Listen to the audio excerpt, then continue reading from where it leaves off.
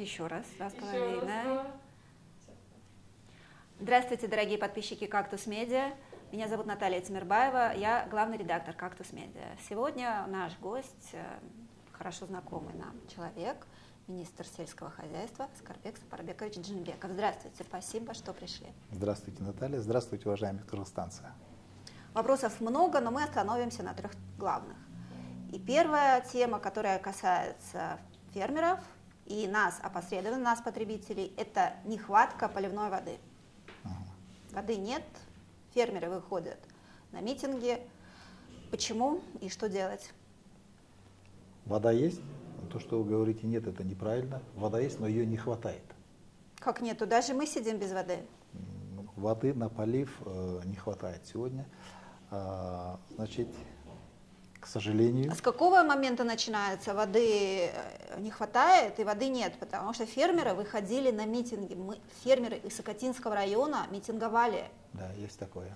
Значит, вот смотрите, одновременно количество площадей орошаемых и количество фермеров, которые хотели бы полить свои поливные орошаемые площади, очень много.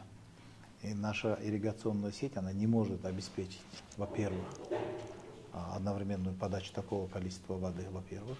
Во-вторых, и наличие воды в источниках сегодня тоже не в том объеме, который хотелось бы. С чем это связано? В первую очередь, если мы возьмем Чуйскую область, то структура посевных площадей, она увеличивается в сторону технических культур. В сторону культур с потребностью большого объема воды для полива.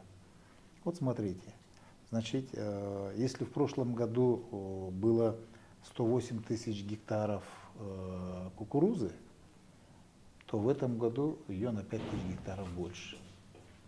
Если на 5 тысяч? На 5 тысяч гектаров больше. Это нагрузка дополнительная. Кукуруза любит воду. Да, первое. Второе, сахарная свекла. Если в прошлом году мы убрали 9300 гектаров сахарной свеклы, то в этом году мы будем убирать порядка 14 тысяч гектаров. Представляете, это на 5 тысяч гектаров, это практически на 55% площади сахарной свеклы больше, чем в прошлом году. Вот к вопросу об убирать. Да, вот теперь, фермеры говорили, что не хватает воды. Да, скажу. Теперь то, что касается клубники. Если в прошлом году ее площадь была порядка 1070 гектаров, 73 гектара, то в этом году она на 200 гектаров больше только в Чуйской области. Малины на 143 гектара больше. И смородины. Это те культуры, которые нуждаются в 7-10 разовых поливах. Как и вот это 7-10 раз да, должны подавать воду на полив. За сезон? Вот именно сейчас, да, вот этот сезон, когда вот клубнику собирает, она плодоносит, ее надо постоянно поливать. То есть, видите, структура меняется, структура посевных площадей меняется. Значит, многолетние травы, они увеличились порядка на 14 тысяч гектаров. Это те культуры, которые требуют воду сейчас. Одновременно, это же хорошо. Да, это хорошо, но подать столько воды мы не можем одновременно. Почему? Потому что наличие воды в источниках не тот объем, который требуется. Ну вот смотрите, задача фермера посадить.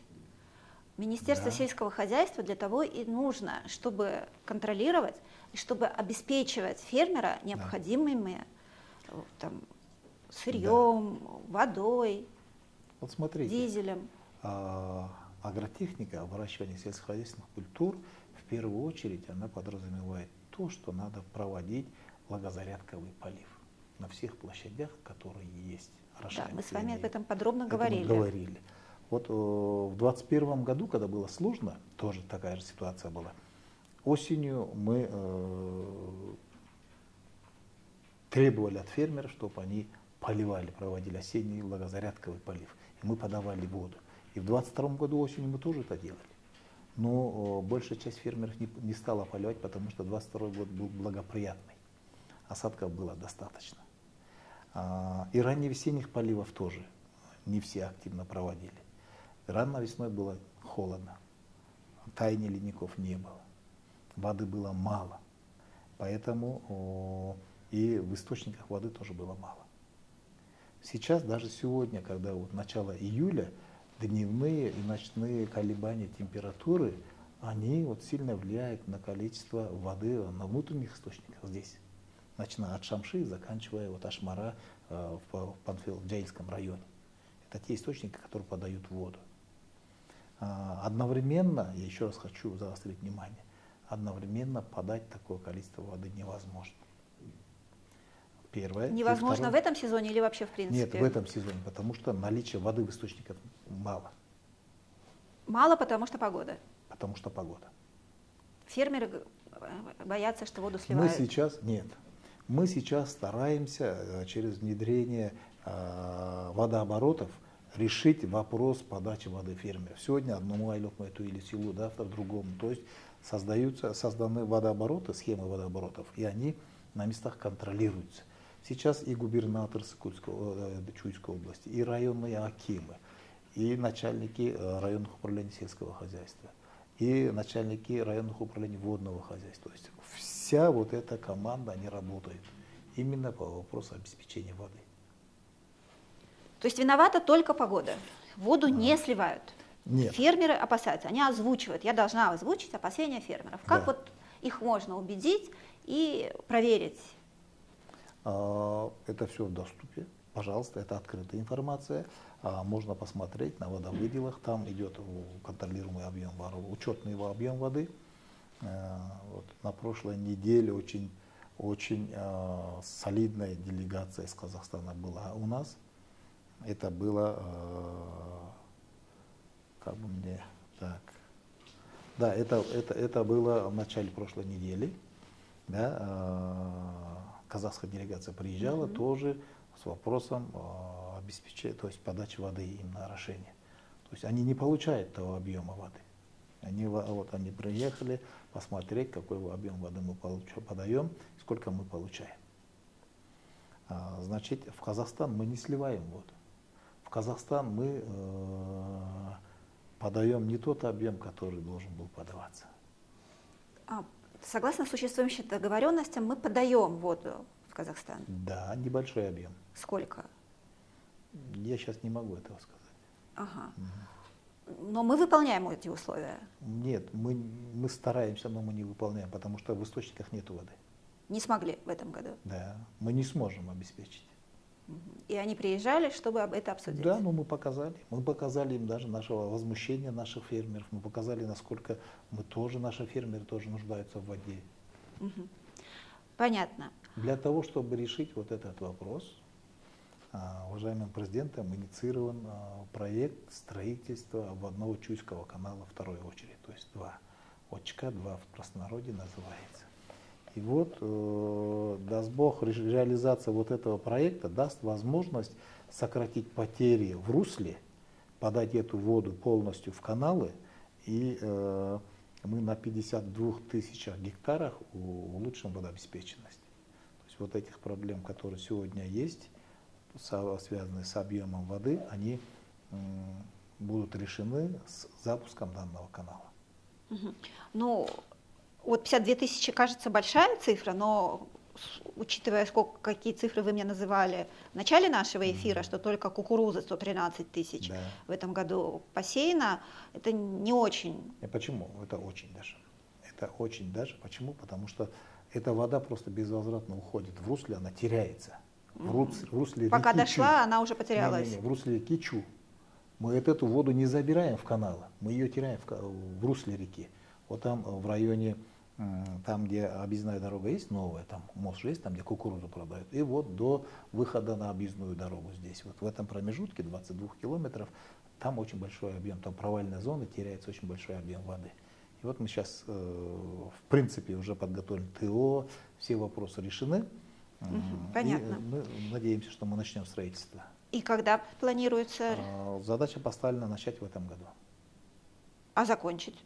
Если все будет нормально, в следующем, в 2023 году, в 2024 году. В 2024 году уже закончится. Ну, это одна часть решения проблемы. Сейчас мы проектируем очень много водохранилищ, бассейнов суточного регулирования, декадного регулирования, больших, маленьких объемов, для того, чтобы аккумулировать в невегетационный период воду, которая поступает из внутренних источников здесь. То есть, реализуя вот этот проект строительства наших водохранилищ, мы стараемся решить этот вопрос. Вопрос проблемы поливной воды, он будет стоять дальше, с каждым годом актуальнее. Почему? Потому что так дальше будет идти изменение структуры пассивных площадей в сторону увеличения потребности воды на орошение. Также мы вчера, недавно, несколько лет назад, объем клубники площадей был ничтожно маленький. Сегодня уже, видите, почти 1500 гектаров по республике.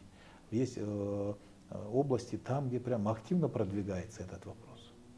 В Высокульской области очень большие площади засаживаются клубникой, малиной, смородиной, плодовыми культурами. А это все культуры, которые потребляют очень большой объем воды. И вот здесь я хотел бы заострить внимание, что каждый наш сельхозтоваропроизводитель сегодня должен думать о внедрении водосберегающих технологий на своих площадях. Так? Значит, если ты занимаешься пропашной или технической культурой, тогда, дорогой фермер, ты должен думать сегодня уже о капельном орошении, о приобретении оборудования, так? О дождевальном оборудовании. Это Государство как-то помогает фермерам. Кратно сокращает объем воды на гектар. Сегодня в отраслевой, то есть сегодня в государственных банках, двух, Вайлдбанке и РСК-банке, есть финансовые средства именно по проекту, значит, водосберегающих технологий. Сейчас мы рассматриваем вопрос еще увеличения этих средств. Сегодня около 20 компаний в Кыргызстане предлагают это, технологии. Пожалуйста, фермер может взять под 6% на 7 лет вот это, или дождевальные установки, или системы капельного орошения. То есть, пользуясь возможностью, а у вас очень много, аудитория очень большая, я хотел бы заострить внимание, уважаемые фермеры, вы должны все-таки очень серьезно задуматься о том, чтобы у себя на территориях, невзирая на то, какая культура будет, использовать водосберегающие технологии. Я напоминаю, что с нами Аскарбек Сапарбекович Джиныбеков, министр сельского хозяйства. Мы обсудили с вами первый блок вопросов по воде. Я дополню. Давайте. Я дополню. Вот смотрите, в прошлом году нас очень сильно старались критиковать за ситуацию в ирригации у нас. Но мы освоили 951 миллион сомов, и мы добились того, что мы сократили потери при транспортировке воды в каналах на 10%. Это просто объем, мы сократили потери, Наталья. Но мы очень серьезно увеличили скорость подачи воды. Вы понимаете, да? Понимаю. Да? Скорость подачи воды, она очень серьезно увеличилась. Результат, мы подали в прошлом году на 20% больше воды, чем в 2021.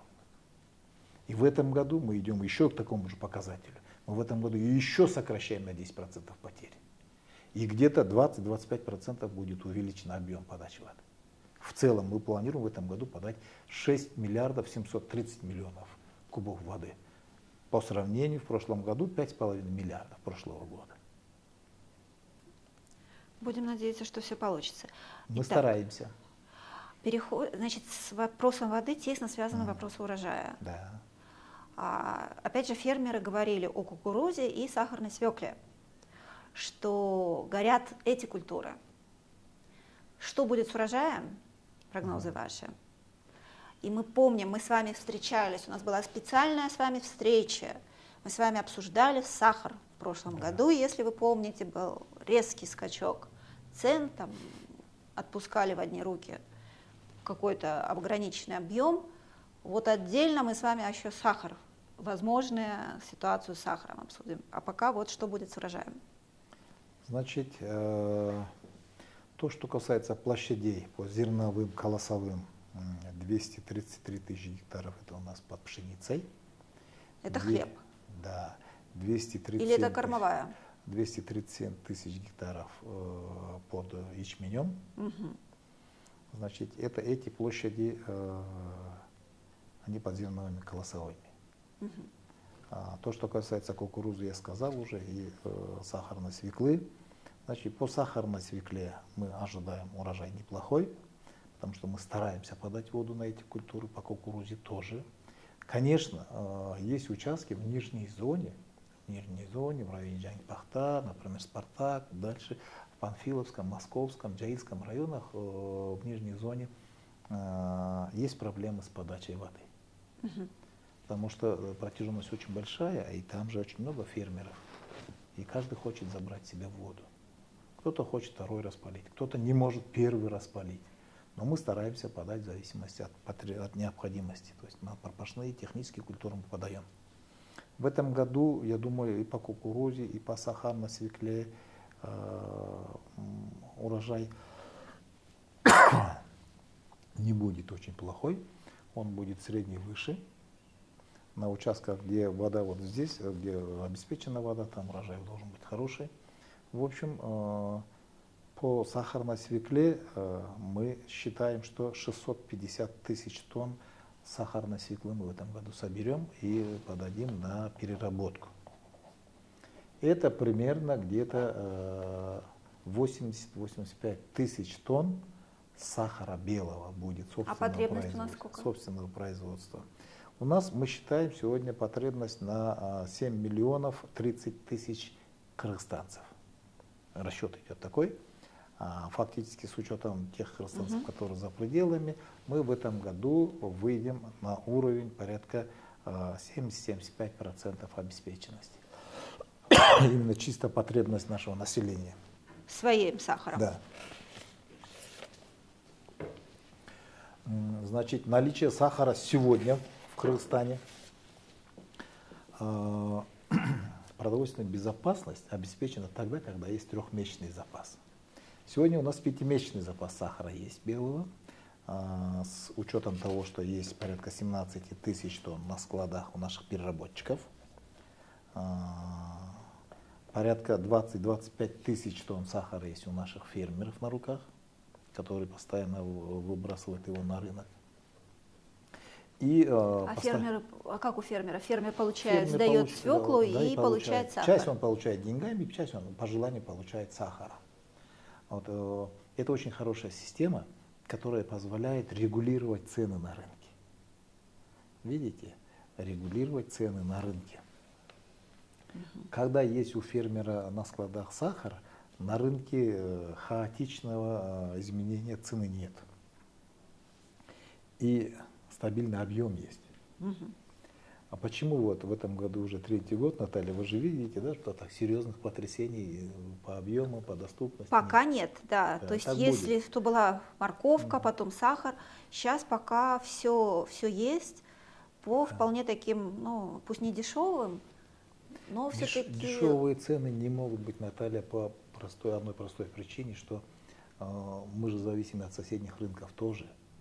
Как только у нас будет цена ниже, весь объем будет вымываться в соседние рынки. Это плохо. Мы вот в одном едином пространстве, вот здесь, на пространстве ЕЭК, и в тех государствах, которые нет, например, Узбекистан, Таджикистан, они там не представлены, вот этот рынок влияет. И мы не можем иметь сахар по 50 сомов, когда на соседнем рынке он будет 100 или 80 сом. Я у вас во время каждого нашего эфира беру какие-то обещания. Да. То есть вот вы обещаете, что когда придет время варить варенье, сахар будет, и он не будет стоить, как что баночка варенья будет золотой. Наталья, это не должно произойти. Почему? Потому что у нас на рынке есть физический объем, во-первых.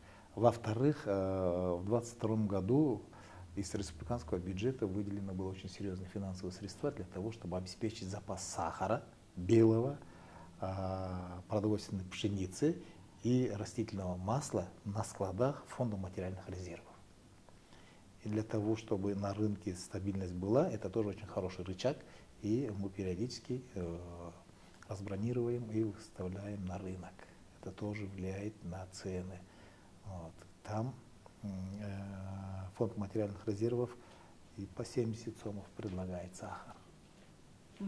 Есть. Ну, он индийский сахар. Наша хозяйка желает использовать для варенья местный сахар.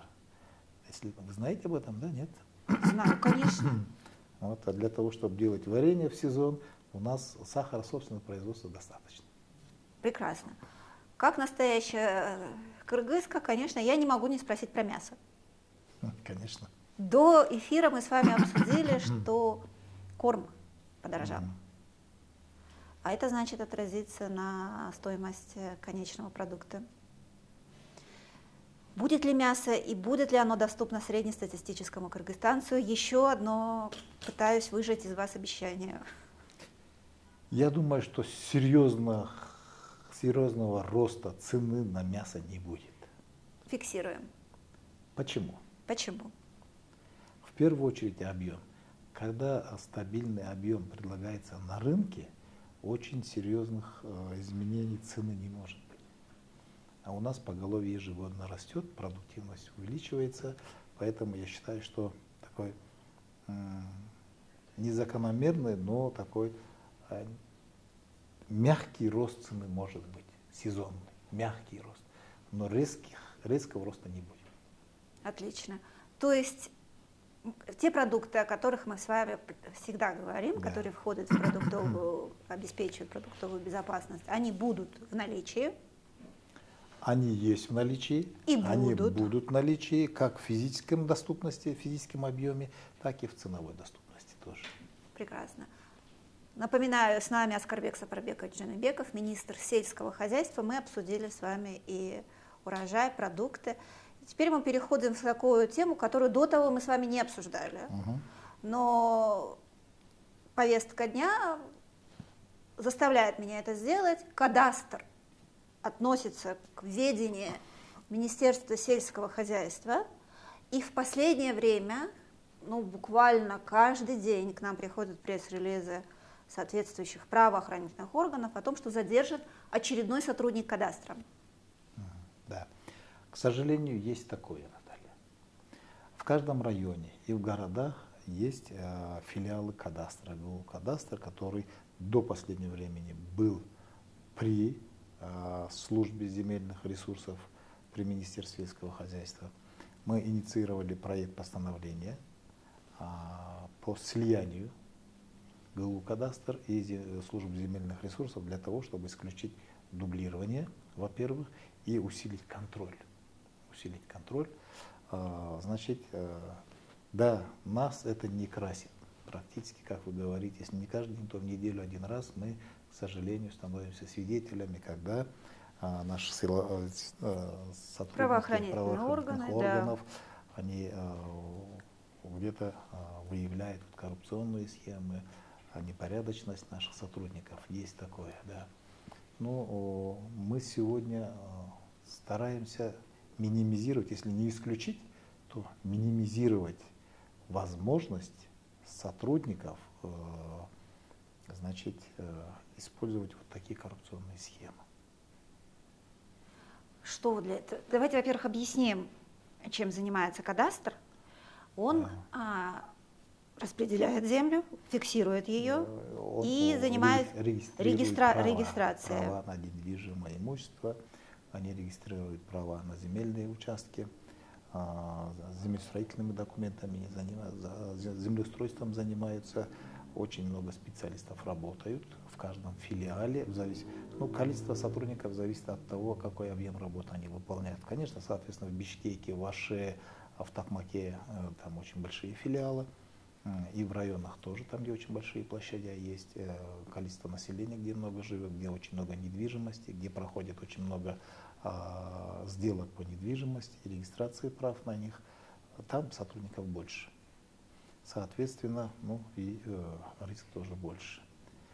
Сейчас полностью оцифрован фонд наш, значит, на карту положена, полностью карта оцифрована, и сегодня мы создаем доступ для того, чтобы любой кыргызстанец мог в реальном режиме посмотреть, какова ситуация. Так. Мы сегодня связываем с Түндүк все операции нашего кадастра. То есть здесь, например, кадастр, он связан и по Түндүкке с паспортом. То есть для того, чтобы провести сделку, в первую очередь кыргызстанец может проконтролировать. Не будучи там, он может проконтролировать, какие сделки проходят, каково состояние его недвижимости, регистрация его недвижимости. То есть он сегодня может уже в реальном режиме. Мы создаем такой доступ. Сегодня разрабатывается еще несколько продуктов для того, чтобы именно в цифровом формате, то есть оцифровать, прийти к тому, что называется цифровое сельское хозяйство. Руководством государства было принято дать нам еще одну единицу, штатную единицу заместителя министра по цифровизации. Вот уже второй месяц она работает. Опытный человек, который долгое время работал в этой системе. И сейчас мы стараемся привести в порядок здесь. Где происходит воровство? Там, где создаются условия для воровства. Где происходят нарушения? Там, где создаются условия для нарушения. Мы стараемся исключить вот эти условия. Исключить. Не минимизировать. Мы стараемся исключить их. С помощью цифровизации? Конечно, с помощью цифровизации и использования современных технологий. Конечно, это не одного дня работы.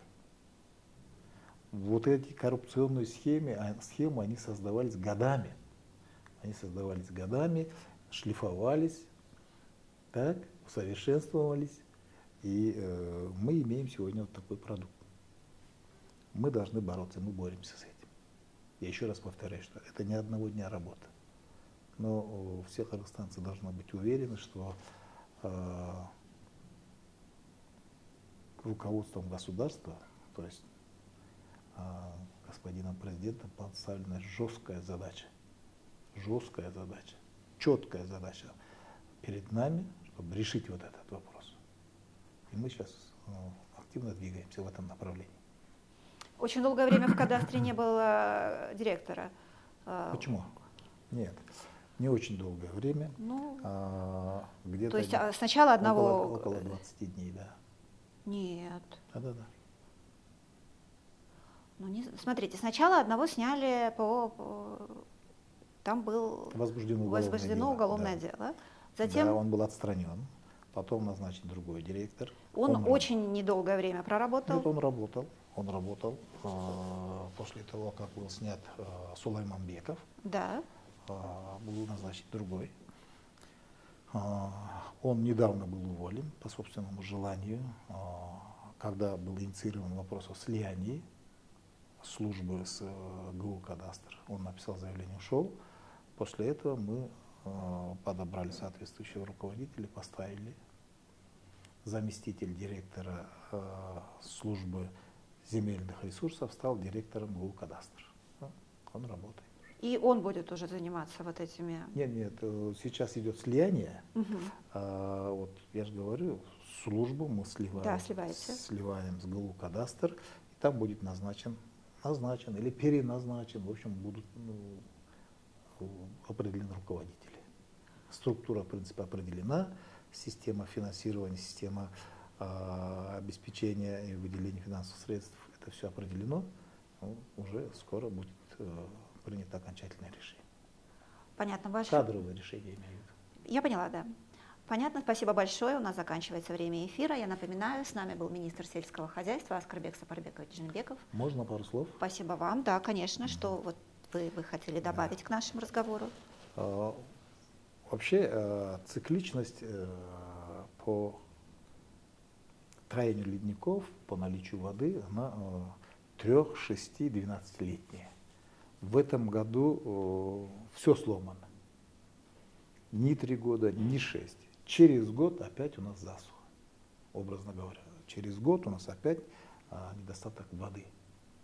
Поэтому, уважаемые кыргызстанцы, я хотел бы призвать всех сельхозтоваропроизводителей относиться друг к другу в первую очередь с уважением в вопросе использования воды на орошение в первую очередь. И второе, все-таки мы должны очень серьезно подумать о том, чтобы использовать водосберегающие технологии. Я вас к этому призываю, потому что дальше будет это все актуальнее и актуальнее. Понятно, спасибо большое. Это, я думаю, относится не только к фермерам, но и к каждому кыргызстанцу. Да, вообще всем жителям планеты. И вообще ко всем жителям планеты. Спасибо, что вы были с нами. Спасибо вам. Спасибо, Наталья. До свидания. До свидания.